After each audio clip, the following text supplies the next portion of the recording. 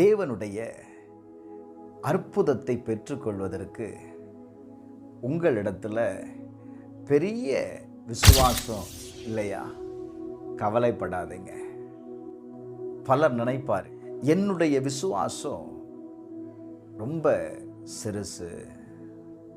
ஆனால் இயேசு என்ன சொன்னார் தெரியுமா? மத்தேயு 17:20 கடுகளவு விசுவாசம் உங்களுக்கு இருந்தா போதும்னு சொல்றாரு.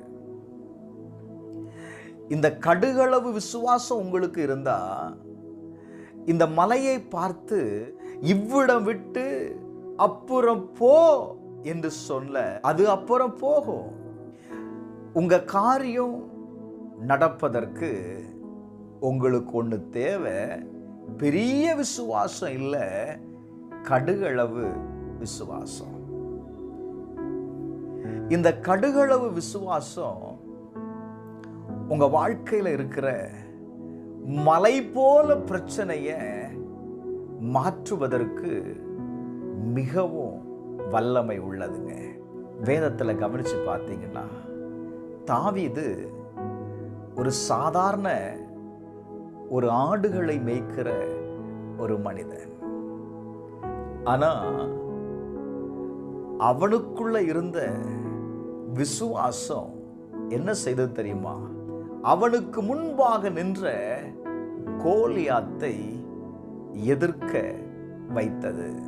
அவன் கோலியாத்தை ஜெயிப்பதற்கு பட்டயத்தோடும் ஈட்டியோடும் அவனுக்கு முன்பாக அவன் நிற்கல, ஒரு சின்ன கல்லை எடுத்தான். அது கோலியாத்தின் தலையை விழப்பண்ணினது.